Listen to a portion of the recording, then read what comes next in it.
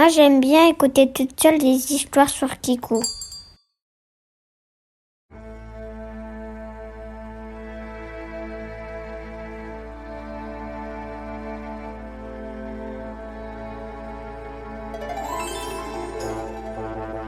Et voici le chevalier orange.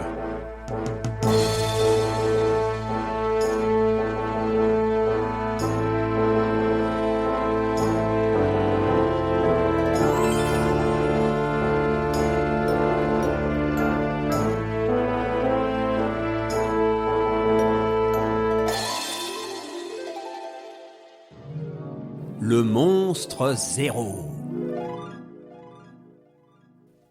Chapitre 1.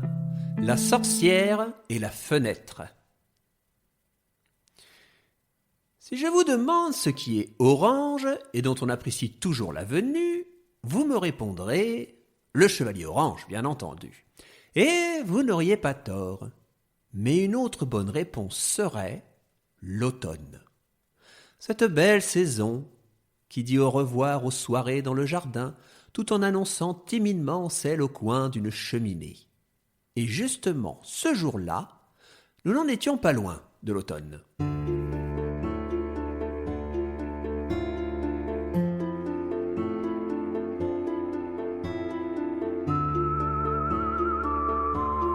Le mois de septembre était bien entamé, et malgré les arbres qui étaient encore verts, on pouvait déjà deviner la fraîcheur qui s'installait paisiblement, tandis que la nature se préparait à roussir. D'ici quelques semaines, une ambiance mystique de brouillard et de feuilles mortes allait recouvrir tout le royaume d'Anjulia.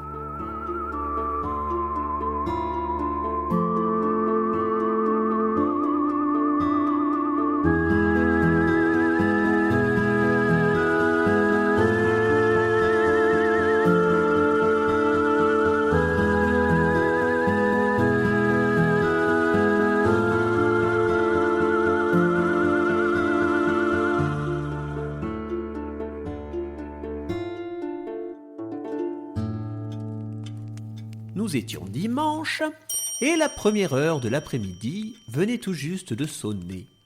Notre héros était tranquillement assis à table, au château orange, et s'apprêtait à dévorer un gros gâteau. Miam, miam, miam. Soudain, un bruit fracassant de verre brisé retentit à l'étage. Le chevalier reposa sa cuillère et monta s'enquérir de ce qu'il venait de se passer. En escaladant les marches, il eut comme une impression de déjà-vu. C'est marrant comme tout ceci me rappelle le début d'une autre histoire. C'est vous, Myrma ? Et comme pour répondre à sa question, une silhouette apparut en haut de l'escalier. Effectivement, c'était son amie la 1000e sorcière. Cette dernière remettait en place sa capuche et ses lunettes, tout en se débarrassant des derniers bris de verre de la vitre qu'elle venait de casser. « Chevalier orange, comment allez-vous, mon cher ami ? Je suis désolé pour votre fenêtre.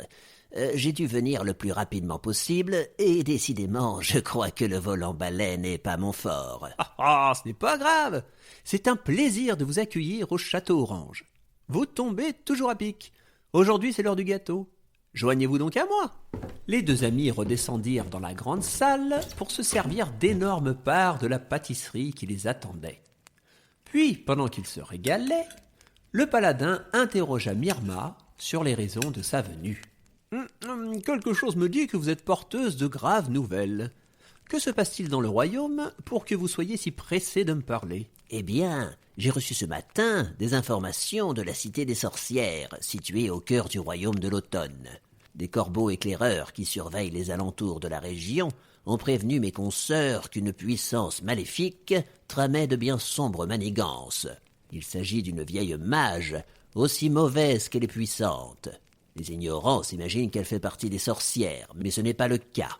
Comme nous portons tout un numéro en fonction de notre âge, et qu'elle n'en a aucun, puisqu'elle ne fait pas partie de notre clan, les gens la surnomment la sorcière zéro, ou encore le monstre zéro.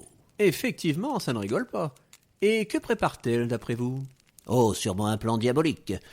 Conquérir le monde, ce genre de choses. Oh, bah la routine, quoi. Certes, eh bien je crois que ça, c'est une aventure pour le chevalier orange. Je vais régler ce problème de monstre zéro. Par où dois-je commencer?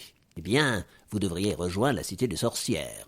Vous trouverez là-bas l'aide nécessaire concernant les détails de la mission, et on vous expliquera comment défaire la maudite mage. La ville a sûrement dépêché un garde forestier pour vous guider jusqu'au cœur du royaume de l'automne. Vous n'êtes pas sans savoir que les royaumes des saisons sont toutes cernées par des éléments naturels assez hostiles. Eh oui, après le lierre rampant du désert des colosses d'ocre et les tempêtes de neige dans les montagnes, je sais que ce n'est jamais simple. Alors qu'aurons-nous cette fois-ci? Un océan de poison, un troupeau de dragons, un champ de volcans en éruption? Non, rien de tout cela. Mais vous devrez tout de même traverser la forêt qui cerne le royaume. Oh bah c'est sympathique ça, un bois à traverser. Celui-ci s'appelle le bois d'ombre vénéneuse. Il est rempli de créatures magiques et dangereuses. On y trouve des fontaines enchantées et des serpents dont la seule vue suffit à vous terrasser. Des arbres empoisonnés, des ronces aux épines acérées, des animaux dangereux, et j'en passe. Cependant, il existe les portes magiques de la tour de l'enchanteur, n'est-ce pas? Ah oui, mais je suis le chevalier orange, hein, et si je veux que les gens écoutent mes histoires, je ne peux pas me contenter de passer des portes. J'irai par mes propres moyens, mais je ne me fais pas de soucis. En plus du garde forestier, je présume que vous m'accompagnerez dans ce périple. Eh bien, pas tout de suite. J'ai une importante recherche à faire. Mais je vous rejoindrai plus tard. À ce propos, tenez, prenez ceci. Et Myrma sortit 2 boussoles et entendit une au chevalier. C'étaient des instruments magiques que l'on appelait des boussoles de nord personnelles. Peu importé le lieu où on se trouvait, l'aiguille de l'une indiquait toujours la position de l'autre. Avec ceci, elle était sûre de retrouver le paladin orange, même en pleine forêt. Puis la sorcière sortit de son sac une carte, la déplia sur la table et poursuivit son explication. À présent, hâtons-nous. Vous devez rallier le bois d'ombre vénéneuse au plus vite. Le garde vous attendra ici, près de l'orée de l'arbre sec. Il est fort aimable, mais un peu particulier. Enfin, vous verrez par vous-même. Je dois vous laisser, mon ami. Bonne route et bon courage. Et ainsi commença l'aventure. Une semaine de route à cheval fut nécessaire pour rejoindre le lieu du rendez-vous. Comme convenu, notre héros se rendit à l'orée de l'arbre sec. Il arriva sur son fidèle destrier un matin de bonne heure et se rendit compte que l'endroit portait bien son nom. À l'orée de la forêt se tenait un gigantesque arbre mort. Du temps de ses vertes années, ce dernier avait dû être le plus splendide représentant du bois qu'il semblait aujourd'hui garder. Sur une de ses branches, encore robuste, se tenait un homme accroupi qui semblait guetter l'arrivée du paladin.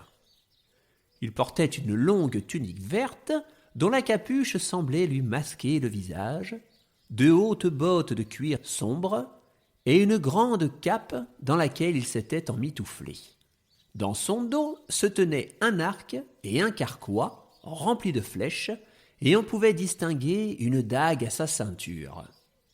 Lorsque le chevalier arriva vers le tronc moussu du géant végétal, l'inconnu sauta, fit quelques figures pour impressionner un peu la galerie, puis atterrit au pied de l'aventurier en armure. Enfin, il prit la parole. Chevalier Orange, je présume. Permettez-moi de me présenter. Je suis Massim, un garde forestier du bois d'ombre vénéneuse. Enchanté de faire votre connaissance, mon brave. Massim le forestier. Ça me rappelle le nom d'un barde de par chez nous. Enfin, passons. Vous avez été envoyé par la cité du royaume de l'automne, c'est bien cela? Exact, et je vais vous y conduire. Restez précautionneusement derrière moi, et nous arriverons à bon port en quelques jours, sains et saufs. Faites bien attention à tout ce que vous croiserez, et rien n'est inoffensif dans cette forêt. Oh, je ne me fais aucun souci. Vous devez être rodé à l'exercice. Quelle est votre spécialité, d'ailleurs? Je suis un cueilleur-chasseur. Je chasse les fruits et légumes. Vous chassez les fruits et légumes? Exactement, messire. Et en prononçant ces mots, il empoigna son arc, l'arma et décocha une flèche à la vitesse de l'éclair. celle-ci vint se ficher dans un arbre derrière le chevalier orange. La pointe avait stoppé net la chute d'une poire en se plantant dans le fruit. Vous voyez, un fruit sauvage peut être extrêmement dangereux. J'ai stoppé net cette poire avant qu'elle ne vous saute dessus. Je ne suis pas sûr que cette poire allait m'agresser. Ne vous méprenez pas, chevalier. Ici, je suis persuadé que tout peut être mortel. Les poires, les pommes, les cerises, tout le monde. Certes, et ben nous voilà bien partis, nous. Et dites-moi, vous avez dit être aussi cueilleur. Que cueillez-vous alors si vous chassez les fruits? Eh bien, cela tombe sous le sens. Je cueille des animaux, bien sûr. Oui.